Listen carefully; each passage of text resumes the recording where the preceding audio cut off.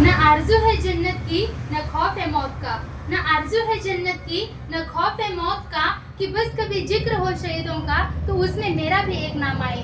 जब कोई पूछे मेरे बारे में तो मेरी ये पहचान लिख देना, उठाना तिरंगा झंडा सीने पर हिंदुस्तान लिख देना। जब कोई पूछे ये पागल थी कौन तो क्रांतिकारियों की चेरली और इंगलाब का नाम लिख देना, और बचा हुआ जो जिस्म में एक लहू बूंद भी उससे माँ तुझे सलाम लिख देना, माँ तुझे सलाम लिख देना। परम सम्मान्य व्यासपीठ उपस्थित सभी मान्यवर, मेरे देवता तुल्य गुरुजन वर्ग, मेरे प्यारे दोस्तों और आप सभी देशवासियों को गणतंत्र दिन की बहुत बहुत शुभकामनाएं। सर्वप्रथम संविधान निर्भीक डॉक्टर बाबा साहेब आम्बेडकर इनको मैं कोटि कोटि प्रणाम करती हूँ और मेरे विचारों को शुरू करती हूँ।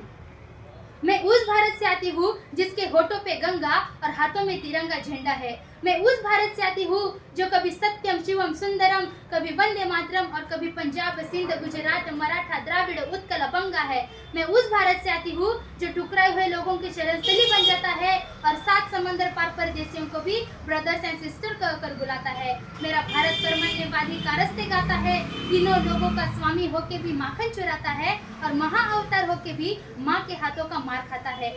वसुधैव कुटुंबकम के सिद्धांत पर जिया मेरा भारत वो नीलकंठ है जिसने खुद विष पी के इस दुनिया को अमृत दान किया। मैं गौतम के भारत से आती हूँ जहाँ जनहित के लिए एक राष्ट्रपुत्र सन्यासी हो जाता है। मैं राम के भारत से आती हूँ जहाँ पिता की एक बात पर बेटा सिंहासन त्याग कर वनवासी हो जाता है। मेरा भारत आकाश सा बलवान फिर भी धरती सा धैर्यवान है। मेरा भारत प्रेम का पुण्यलोक अहिंसा का जन्म स्थान है, लेकिन नारी का अनादर हो जाए तो हमारा बच्चा बच्चा हनुमान है। मेरा भारत शांति का पहला शंखनाद और मानवता का अंतिम आसरा है। आज अपना परिचय इसलिए दिया क्योंकि प्रणाम करके परिचय देना हम भारतवासियों की परंपरा है।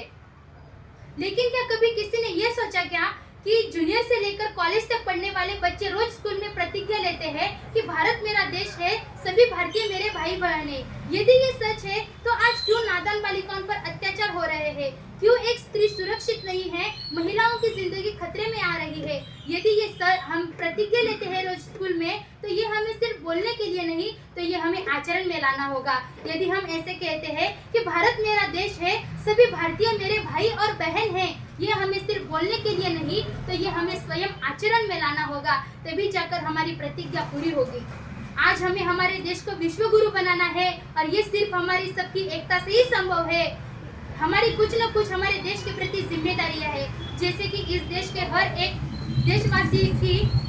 देशवासियों की ये जिम्मेदारी है कि वो व्यसन मुक्त रहे, भ्रष्टाचार मुक्त रहे, हिंसा फैलाती अफवाहों से बचे। हमें जल संवर्धन करना चाहिए, जंगलों की कटाई को रोकना चाहिए। इस देश के हर एक नागरिक को उसकी जिम्मेदारी पूरी निष्ठा और ईमानदारी से करनी चाहिए, तभी जाकर हमारा लोकतंत्र और गणतंत्र महफूज और मजबूत बनेगा और हमारे देश को विश्व गुरु बनते देर नहीं लगेगी। इसीलिए एक इंसानियत के नाते, एक देशभक्त के नाते हमें जिंदगी में रक्तदान करना चाहिए। जीते जी रक्तदान करके मरने के बाद अंगदान देकर किसी को जीवन दान देना चाहिए। जिंदगी में आप जहाँ पे भी हो, जो काम कर रहे हो, वहाँ पर 1 मिनट रुक करके अपने आप से पूछिए, क्या ये काम करने से हमारा देश और एक कदम आगे बढ़ सकता है? यदि ऐसा हो तो उसमें अपनी पूरी जी जान लगा दीजिए और अपना ही देश में नहीं बल्कि पूरी दुनिया में देश का नाम रोशन कीजिए। हमेशा एक मजदूर को मजदूर समझिए, मजबूर नहीं। इसीलिए ये एक गाने की पंक्ति में ऐसा भी लिखा है कि हिंद देश के निवासी सभी जन एक है, रंग रूप वेश भाषा चाहे अनेक है। अंत में बस इतना ही कहूंगी कि नफरत बुरी है न पालो इसे, नफरत बुरी है न पालो इसे, दिल में जो खलीश है हटा लो इसे, न इसका न उसका, न इसका न उसका, न तेरा न मेरा, हम सबका वतन है संभालो इसे, हम सबका वतन है संभालो इसे। जय हिंद, जय भारत, जय जवान, जय किसान। धन्यवाद।